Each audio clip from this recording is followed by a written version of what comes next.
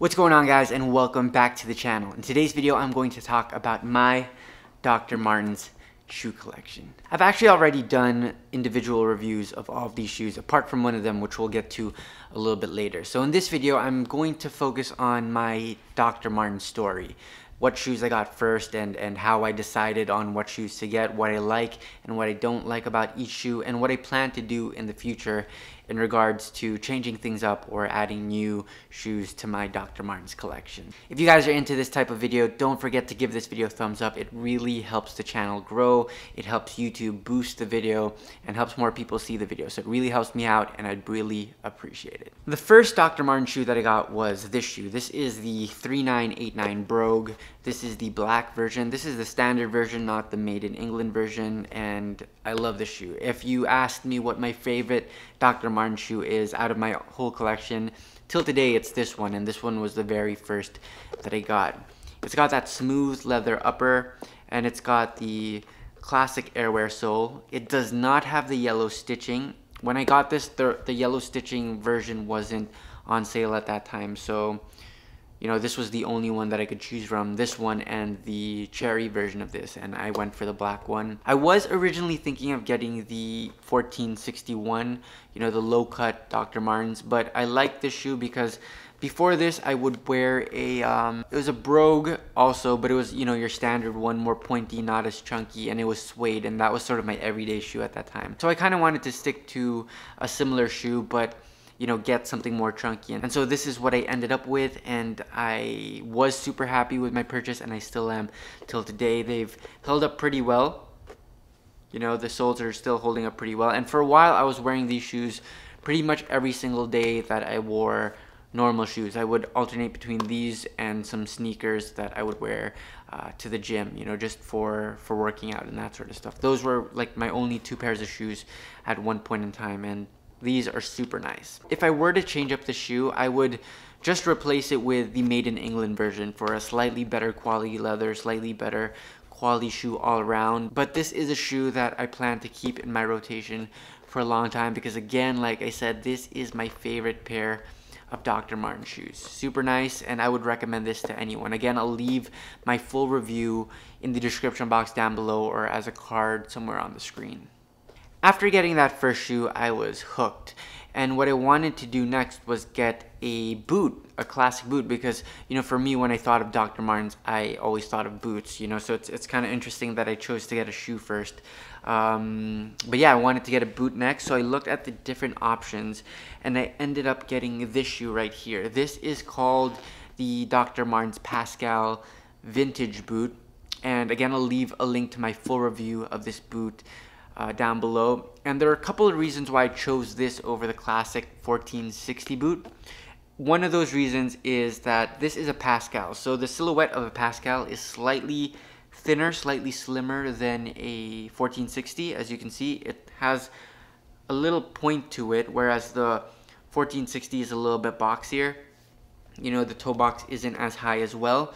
It also came with this different leather, so it's not your classic smooth leather that you get with most of your standard Dr. Martens shoes.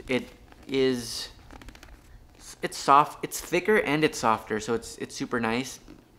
And the last detail that made it stand out to me was the eyelets, which are sort of a golden tone to it, so it's like a bronze or brassy tone to it, which I do like.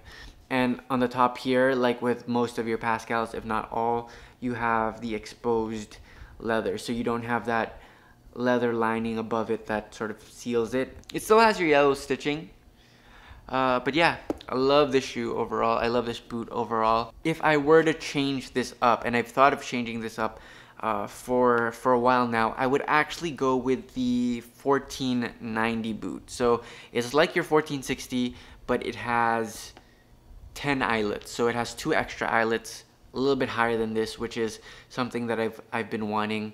I've also been looking at the 1914, which is the 14i boot, but that might be a little too high for me right now. So yeah, super cool boot. Again, I'll leave the link to the review down below.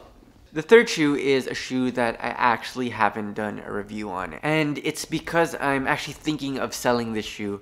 It's a shoe that I bought on a whim. It was sort of an impulse buy, and I ended up not liking it as much as I thought I would. I ended up not wearing it as much as I thought I would. And this is the Dr. Martens Octauius shoe in this brown color.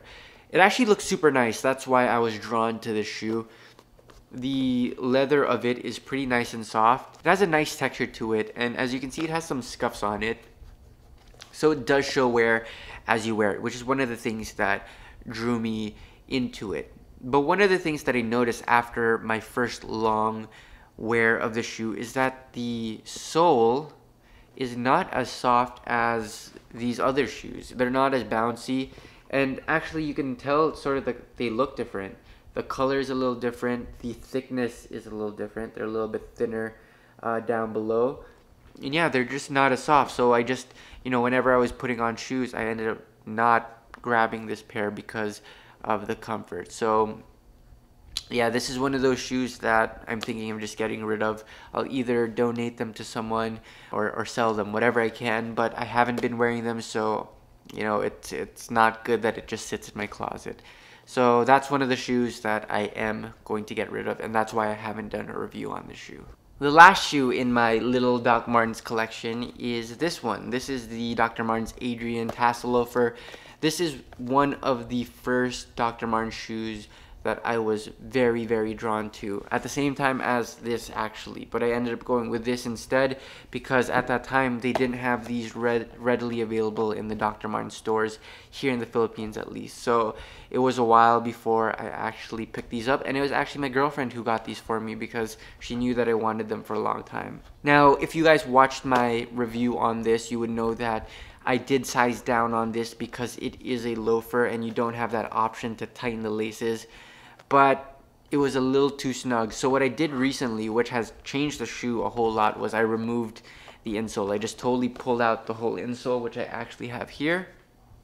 I just yanked it out. I can still put it back in, but after I took it out, it was very, very comfortable, a lot looser, and it hasn't changed the comfort of the shoe at all because the bottom is still super soft. So that's something that I did, and now I can see me keeping this, because at first I thought I would change this up for a bigger size eventually, but now it fits perfectly and I love it so much. Again, I'll leave the link to the full review in the description box down below.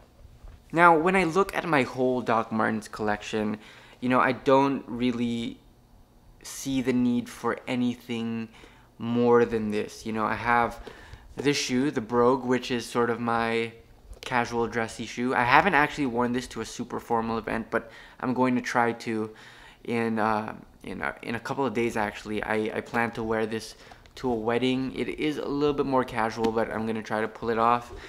And then I have my boot. I don't need more than one boot, so this is it. And then I have a loafer, which is for those times when I just want something easy to slip on, easy to wear. Besides those three, I don't really see anything else that I need to add. So like I mentioned earlier, if I do change things up, it's going to be to just to change the actual shoe or to upgrade to something else, and then to give away or sell my older shoe, because 3 is enough. I've been trying to be more purposeful, more intentional with my choices on what I keep in my closet. So yeah, I'm super happy with this, and that's about it. If I do make changes to these Doc Martens, I'm for sure gonna make videos on them. So if you are interested, subscribe. Again, like the video if you haven't yet. Share this with your friends, all of your Dr. Martens friends, and I'll see you guys super soon.